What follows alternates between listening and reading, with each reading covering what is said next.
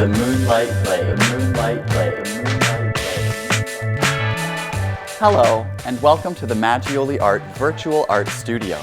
My name is Ricky Shade, and I'll be your instructor today. Today we're going to be painting the Moonlight Lake. This project is designed for students ages 6 to 12. For this project, we'll be using the following materials. One 16 by 20 stretched canvas, acrylic paints in the following colors, phthalo blue, titanium white, and lamp black. We'll be using the 3 brushes pictured here, 1 pencil, and 2 sheets of practice drawing paper. You'll also need a palette of some kind. I have a nice palette here. You can also use a plate or a Tupperware lid. Anything will do. You also need a dish of water and some paper towel.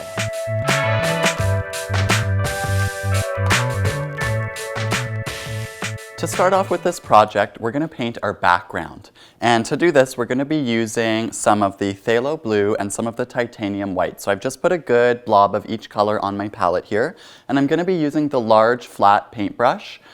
Just as long as it's fairly large and flat, it'll be perfect for painting our background. So as we can see in the example, the background is not just one solid color. What we have happening here is a gradient. And the word gradient means a transition. So what we've got is we've got a transition from blue through to white and back down to blue. Okay? And so we're going to create all these different tones of blue with the phthalo blue and the white. So what we're going to do is we're going to start our way working from top to bottom. We're going to go from phthalo blue to white and back down to phthalo blue. Okay? So I'm going to start just with the pure blue on its own. And I like to get paint on both sides of the brush. And I'm holding my brush the same way that I hold a pencil. So I'm holding it on the metal close to the bristles. This will give me more control over my brush. And so I'm going to start right at the top of the canvas here. And when you're painting the sky, it's important for you to do a long, smooth brush stroke. So notice how I'm sweeping my brush all the way across the canvas from one end to the other to create a nice, smooth sky. I'm going to do a little bit more just with the blue.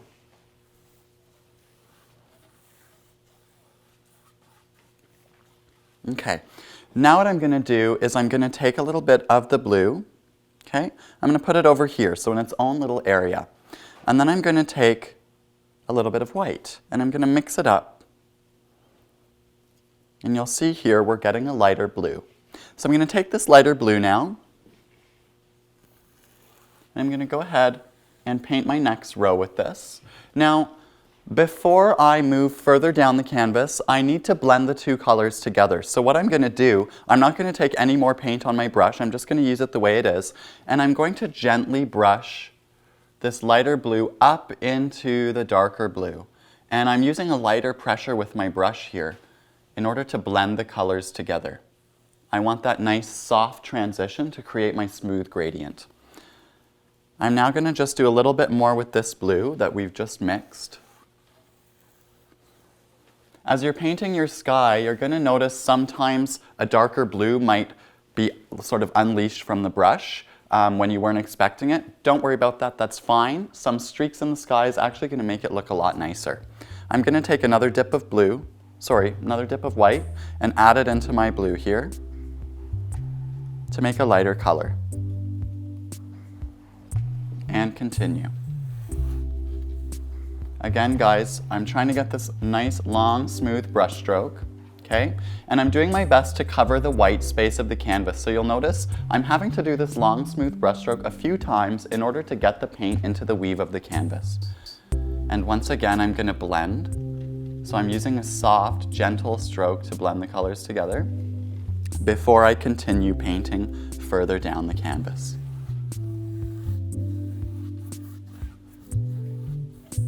And again, I'm having to brush quite a few times to get the paint giving me the coverage that I need. More white. And guys, we're just going to get lighter and lighter until we reach sort of the middle of the canvas.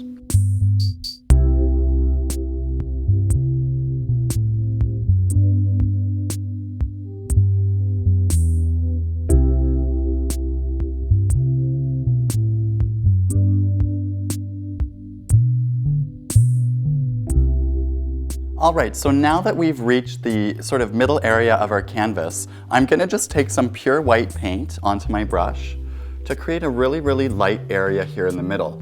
Now you'll notice, okay, the light blue on my brush is mixing into the white, so we can't expect to get a pure white here, but we just want to get it nice and light. I'm going to do another row with this very light blue.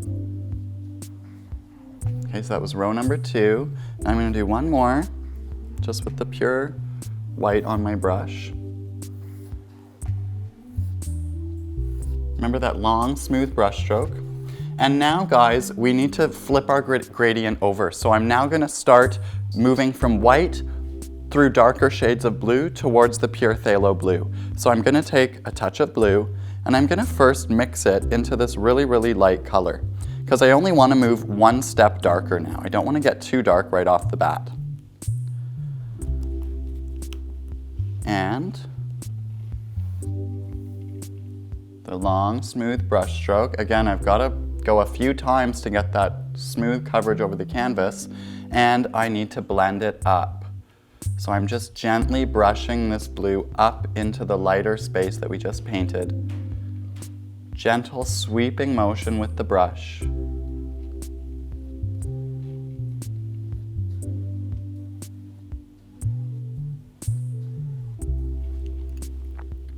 And now I'm going to continue painting with this blue that I just made.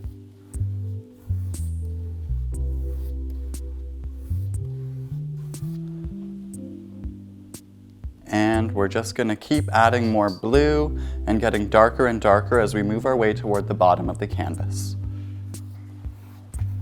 Remembering every time we make a different shade of blue to blend it up into the previous blue.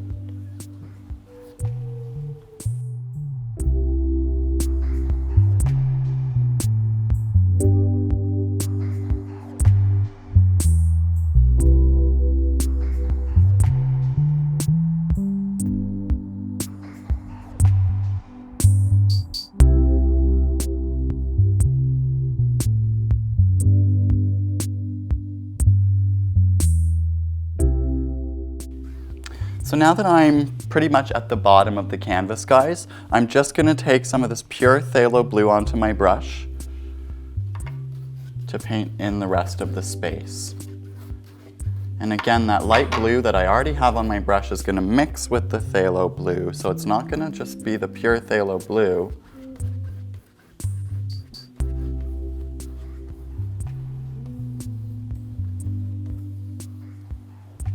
And again, I'm remembering this long, smooth brush stroke, blending my colors together.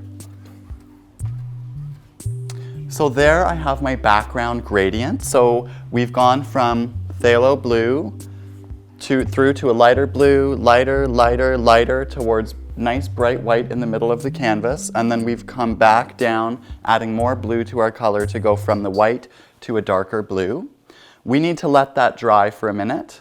But before we let it dry, we're going to do something really fun to add a little bit of life to our sky. Okay guys, this next step is going to be a lot of fun. We're going to be adding some stars or snow, however you want to interpret it, into our scene. Okay? And so the first thing I want to mention, whenever you're done with a paintbrush and it's got paint on it, if you're not going to clean it right away, make sure you set it into a dish of water. If you leave acrylic paint and let it dry on the brush, it'll ruin the brush. So just make sure that you've got that brush into water. I actually cleaned mine off. But guys, I'm putting a little bit of white paint on my palette for this step, and what I need to do is I need to make the paint more watery. So I'm actually going to take some water out of this dish, and I'm just going to start by putting a few brushfuls of water beside my white. Okay, and then I'm actually just going to mix it all up. Make sure you're doing this with a clean brush because you want that white to be nice and bright.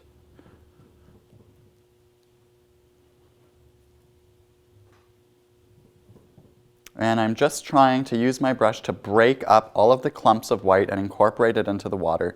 I'm going to actually have to take a little bit more water into this. We almost want our paint to be the consistency of like a heavier kind of cream. And that's probably good. So for this step, guys, I'm going to switch to the smaller flat brush that we have.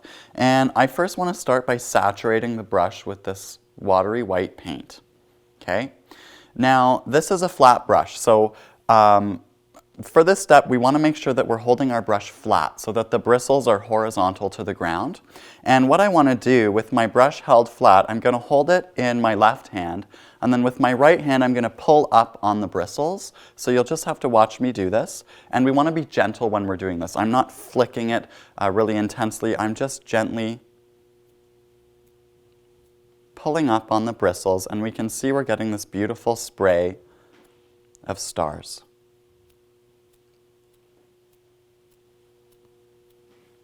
And there we go. Make sure that you don't add too many. It's easy to go overboard in this step and add so many stars that we kind of take away from that beautiful gradient we just painted. So remember, be gentle when you're flicking on the bristles and don't add too many stars. Just a few flicks is fine. All right, so our painting needs a minute to dry. So just set that aside and get ready your practice drawing paper and your pencil. While the painting's drying, we're going to practice drawing the different types of trees that are in the painting that we're creating, okay? And so we're going to start with learning how to draw and paint the pine trees. You'll see that there's some pine trees kind of off in the distance, or like these evergreen trees off in the distance. And I just want to show you how to think about these trees and then how to paint them, okay? So the first thing I want to mention, guys, is with this type of tree, we can almost visualize it as a very tall, skinny triangle. And so I'm going to show you what I mean here. We can start just by drawing a straight line in this very tall, skinny triangle. Okay? So this is the basic shape of the tree, and then all of these sort of details of the tree are going to be created inside of that basic shape. Okay? And I'll show you what I mean. So I've got some black paint here on my palette, and I'm just going to grab my little flat paintbrush here. This is the same paintbrush that we used to create our stars, and so you want to make sure that you clean off any white that may have been left on the brush and that you dry it off on a paper towel. Okay? And so what I'm going to do is I'm going to dip my brush into some of the black paint. Okay? And this is how I'm going to start painting the tree. So I'm going to start by using my brush to create a line through the middle of the tree. We can almost imagine that this line represents the trunk of the tree. Okay? Now I'm going to flip my brush around so that the bristles are facing side to side, and I'm going to start painting the tree. So just watch closely how I'm going to do this. I'm just tapping with the brush, and as I'm tapping with the brush, I'm sort of jiggling it back and forth, and I'm trying to keep it following that skinny triangle shape that I set out at the beginning. And there we have a tree. Okay? I'm going to show you that a couple more times. Okay, guys? So remember, you want to start with your tall, skinny triangle, starting with that straight line. And like so. Now you can switch to your paintbrush and get some black on the brush. We're going to start with that long, straight line to represent the trunk of the tree, moving from the top of that skinny triangle down to the base, like so. Try to use a gentle touch when you're doing that line so that it's not too thick. Now I'm going to take my brush and flip it around so that the bristles are facing side to side, like so. And gently dabbing with the brush. One thing you'll notice is I don't dab right on the tip of the tree. I want to leave that fine point to represent the tip of the tree, so I start my dabbing a little bit below that. And I'm just gently shuffling my paintbrush back and forth. And I'm being quite gentle so that I'm getting this texture. If I was to press too hard with my brush, we're going to get sort of very thick, sort of heavy application of paint. But I want it to be a bit thinner so that we have the illusion of leaves or pine needles. Okay? And so here's two trees. Maybe now I'll put a third tree in the middle. This one will be a little bit smaller so that we have variation in our trees, because we don't want all of our trees to be the same. things in nature are different. They have organic variation. So make sure that when you're making your trees, they're not all the same size. So again, guys, I do that tall, skinny triangle, the line through the middle representing the trunk. Then I flip my brush around, and I'm gently dabbing to create the tree. Okay? And now we can imagine how we would be able to keep adding trees to create a row of trees, much like we see in the painting here. Okay? Practice that a few times. You can take a little bit more time. Feel free to pause the video and practice doing those trees a couple more times before we move on to practicing the next type of tree. So for this practice, guys, first of all, just take your brush and put it into a dish of water off to the side so that it doesn't dry out.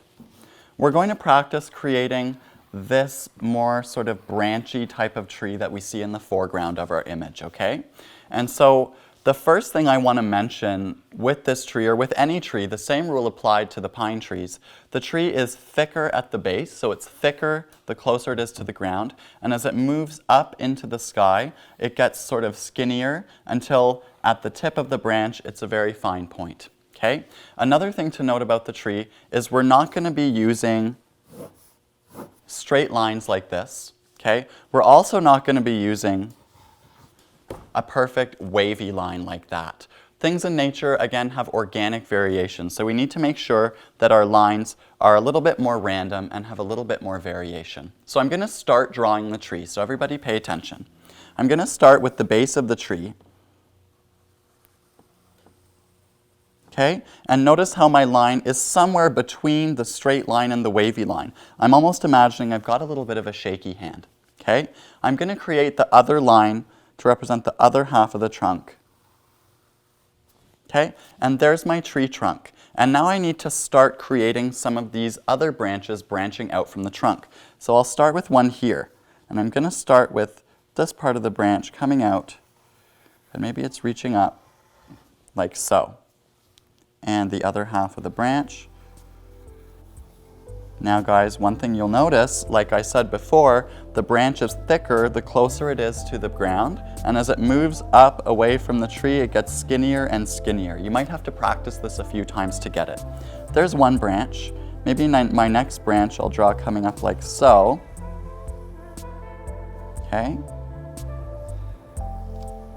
And again, I'm trying to make the branch skinnier as it reaches up to the sky. I'll add another branch here, maybe like that. There's that one.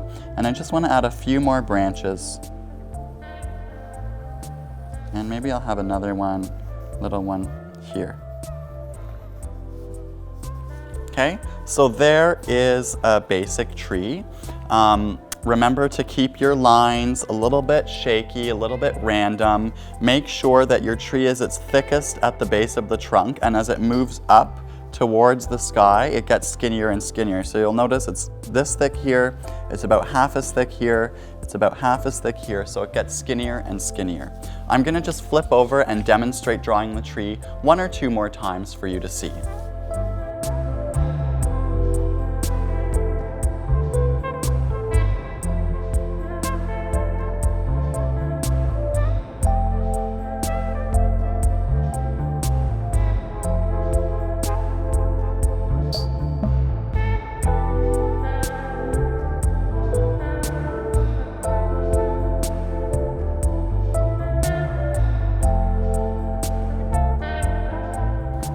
Okay, so there's a couple more examples of trees. You'll notice with this last example, I got a little bit more whimsical, I had a little bit more fun with it. So you can be creative with your tree. You can make your branches curly, you could make them a little bit more zigzaggy.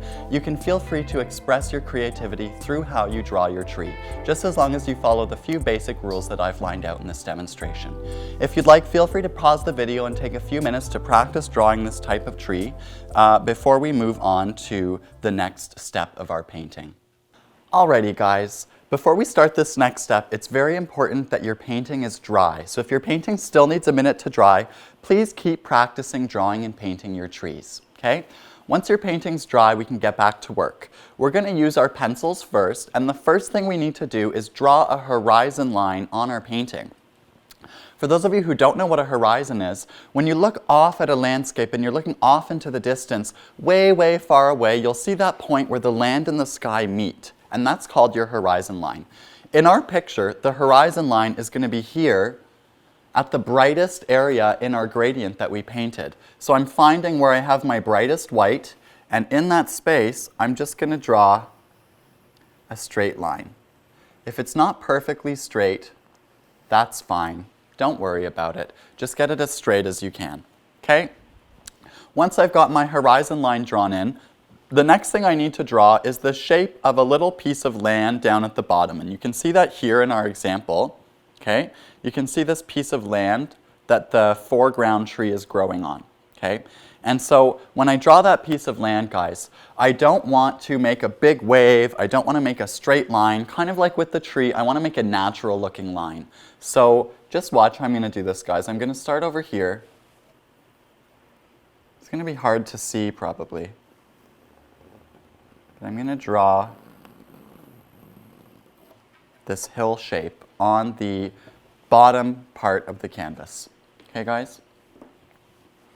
So once I've got these two simple lines drawn on the canvas, I'm going to take my palette again, which still has the black paint on it, and I'm going to start by painting in the shape of this hill at the bottom. And this will help you see that line I just drew also. So I want to start, and I'm using my small flat brush, just like I was when I was practicing painting my trees. I'm going to start up here at the top of this hill to create a nice, clean line for the top of the hill. So you're going to want to make sure you have enough paint on your brush as you keep going.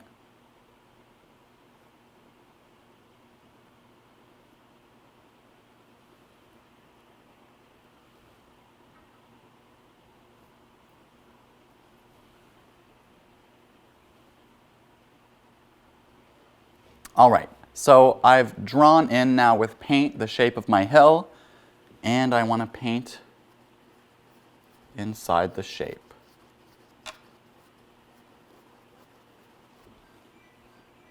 Making sure that I'm covering up all the blue underneath for a nice solid black.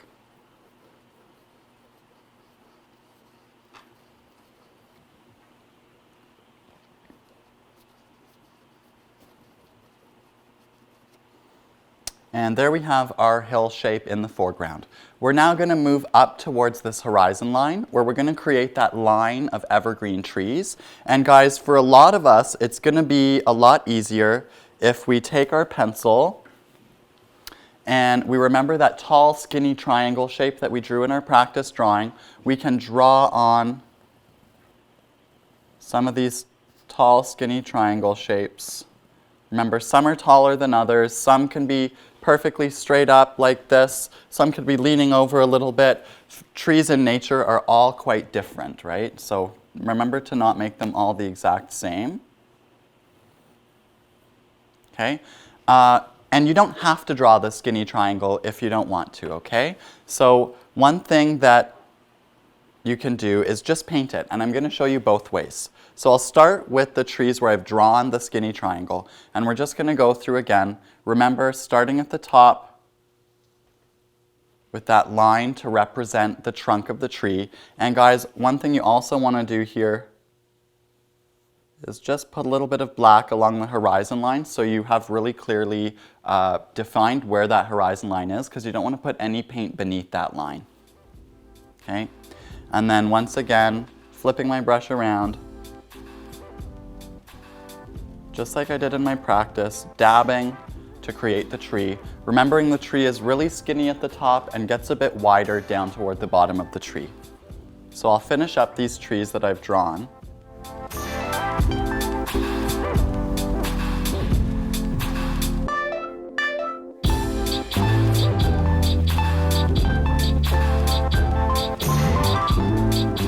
Okay, and now for the rest of my trees, guys, I'm going to do them without having drawn the tall, skinny triangle. For the older students, it's probably easier to do this way. Definitely for younger students, I recommend you draw the triangle, just so that your trees don't get too ginormous as you make them wider going down. But for those of you that are confident and feel like you just want to freehand it, you can do it just like so. So I'll start just by defining the horizon line.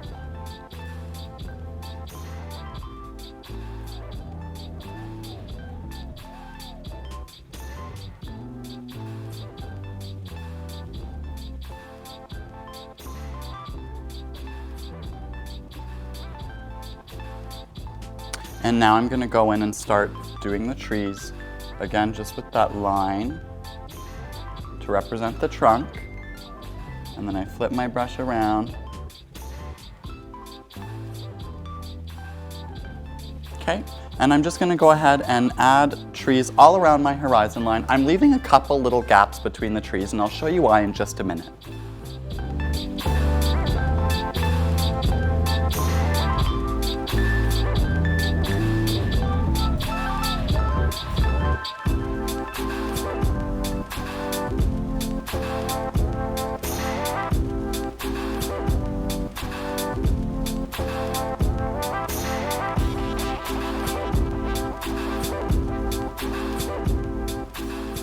All right, now what I'm gonna do is in those gaps between the trees, I'm just gonna paint a couple shapes, just kind of random little lumpy shapes that represent rocks in the distance on the horizon.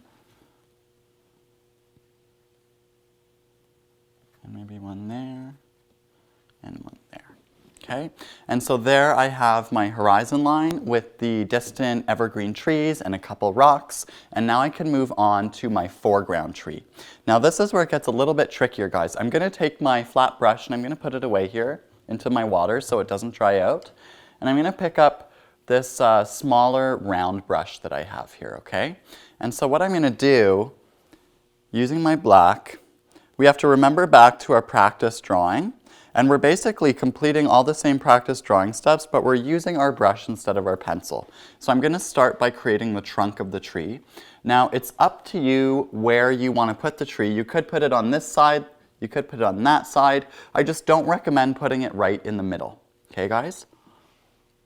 So just pick a side.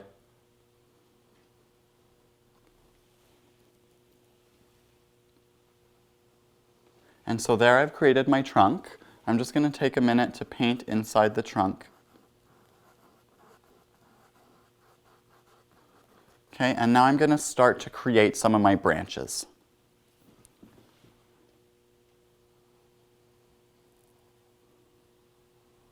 As you go, you might need to pick up more paint.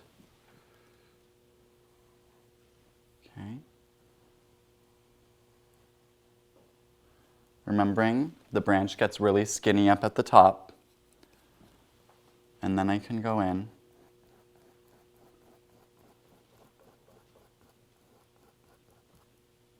and fill it in with the black before moving on to my next branch.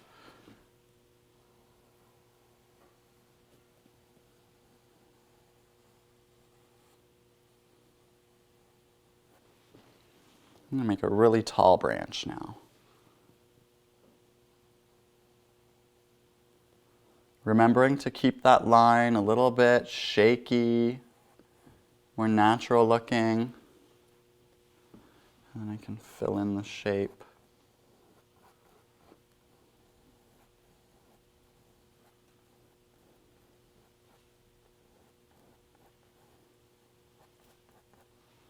And I'm just going to keep adding branches now.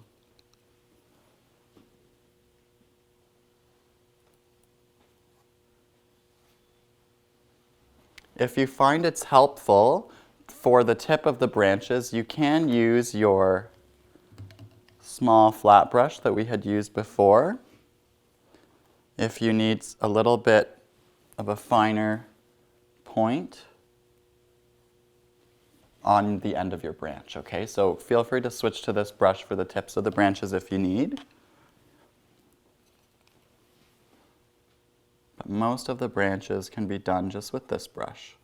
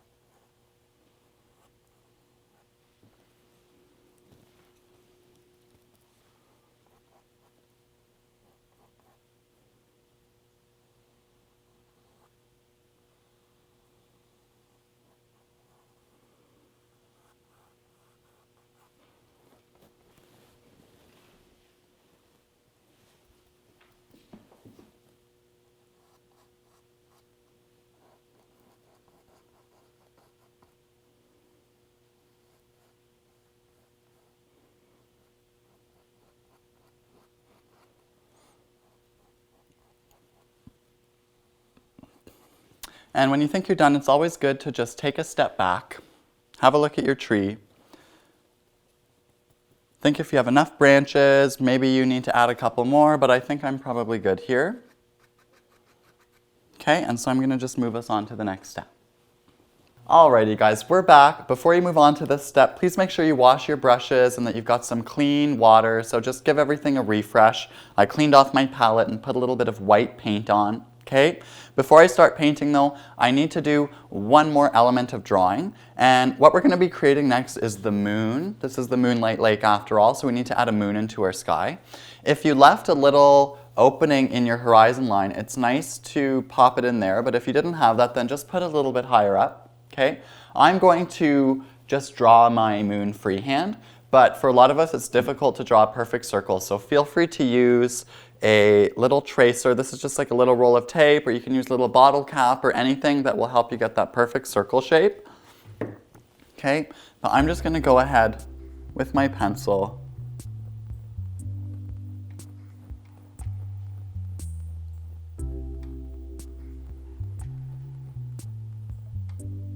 there's my moon.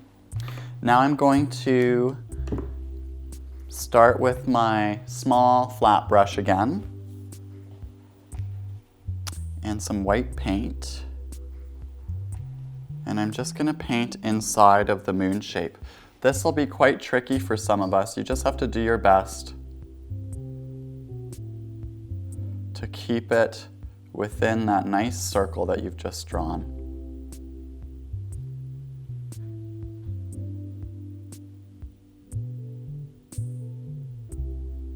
And now one little trick I'm going to show you, which is very helpful a lot of times when painting, is I'm going to just flip around the canvas. This will make it easier for me to get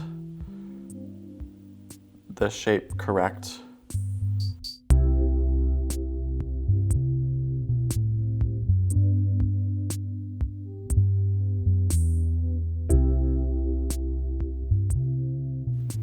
Okay, now as you're painting your moon, you're probably going to notice that you got a little bit outside the lines, or that it's not a perfect circle.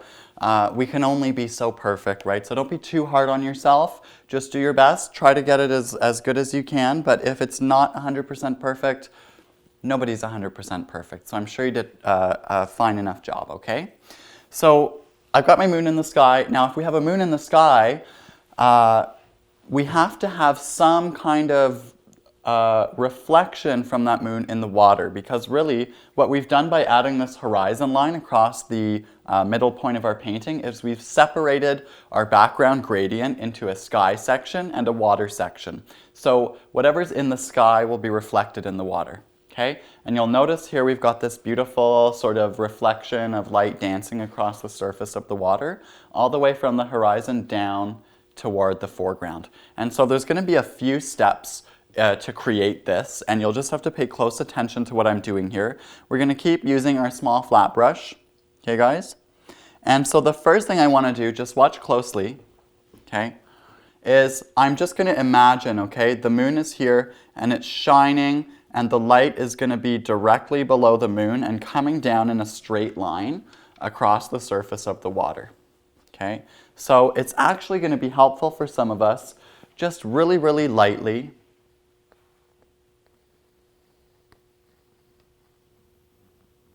just put a little line with the pencil to represent the path that the light is going to follow along the water.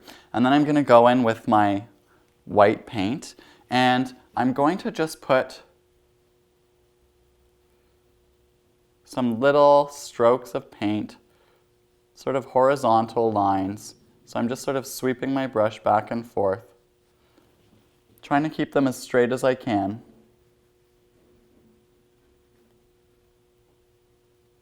And so guys, we're going to be building this in layers, so it's not going to look absolutely right off the bat, but you just have to trust the process. Just had a little bit too much paint on my brush there.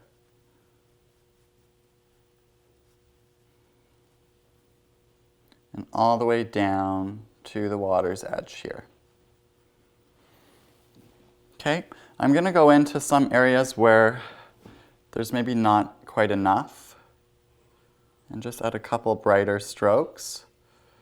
One thing you'll also notice about my strokes here is I kept them really skinny up here in the distance. So I was painting with the corner of the brush up here, and then as they come down towards the foreground, they just get a little bit wider. Not super duper wide, just a little bit wider. And I'm just going to add a little bit more. All right. So now what I'm going to do, guys, is I'm going to take my water dish here, and I'm just going to take a couple dips of water to create a bit of a waterier white. Actually just shaking off the brush in the water a little bit. The reason I'm adding water is to make the paint transparent, okay? Because you'll notice, if we look over here at the example, we've got the bright parts of the reflection, but then there's some parts of the reflection off to the sides that are not quite as bright, right? And so I've used a watered down white to achieve that. And I tipped my palette and it's all dripping on the floor, so just be careful with your palette and that you don't drip wet paint everywhere, okay guys? So, I'm going with my watery white, okay, and I'm basically taking what I have here and I'm just extending it a little bit further.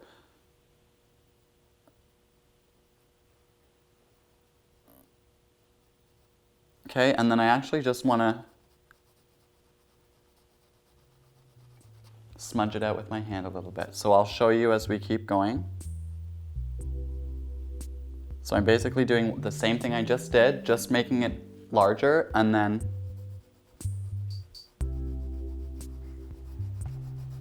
back and forth with the finger like that, and maybe just a little bit extra on the edges to smudge it out.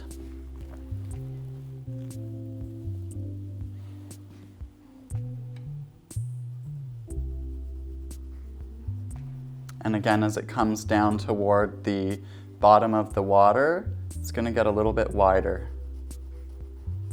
And we just want to make sure we really smudge out the edges of that reflection.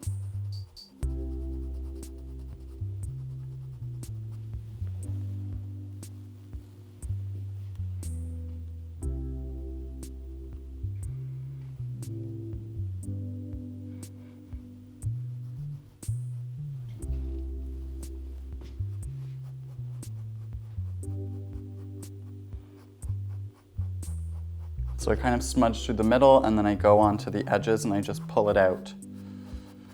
And just a little bit more here.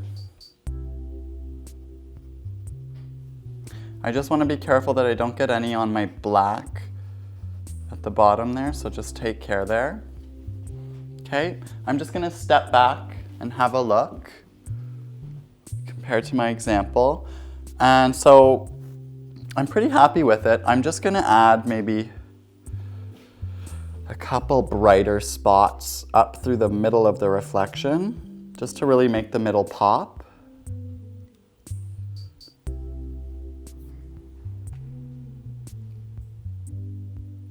Okay, and then I'm going to go back to my watery white here. Just keep checking if I've dripped it on my clothes, but I haven't. And with my watery white, I'm just going to add a couple, so you'll see here in the example, guys, there's a couple sort of lines, almost representing little ripples in the water, sort of going horizontally across the surface of the water. So I'm going to add these now. It's really important not to add too many. So first of all, when I dip my brush in the watery white, I'm just going to take a little bit of it off over here on the palette. And we got to make sure our lines are nice and straight here. So I put on the line and then I'm going to smudge it out with my hand. So I'll put another one here.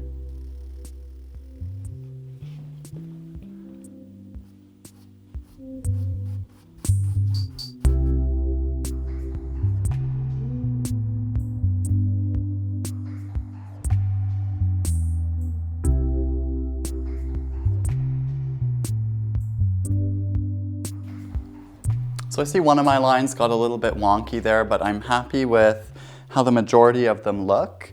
Again, it's important not to add too many of those lines at this step, okay? And then one last thing we can do with our watery white, as long as our moon up here is dry, okay, so just make sure it's dry, is you can go in with your watery white and and just give a bit of a halo around the moon. And this will give it a sense that it's glowing. Okay? And so that's just one little touch. And also, when your moon's dry, just as one last little thing, I'll recommend just to put another coat of white over the moon. Just so that it's really nice and bright, because that's the brightest point of our painting. Okay. And so that's the final step for the Moonlight Lake, guys. So I hope you've enjoyed this tutorial. I hope that I've explained things clearly and that you can create this painting in the comfort of your own home. Remember, guys, if you want this materials kit, we are going to have these available at Maggiolly, so just send us an email to maggiollyart@gmail.com and we can prepare the kit for you and have it ready for you to pick up in store or at our door. My name is Ricky. It's been my pleasure to lead you through this art project today. If you have any questions, leave a comment. I'll be happy to reply. Thank you so much for joining us, and again, this has been the Maggiolly Art Virtual Art Studio. Thank you very much, and stay creative, stay creative, stay creative.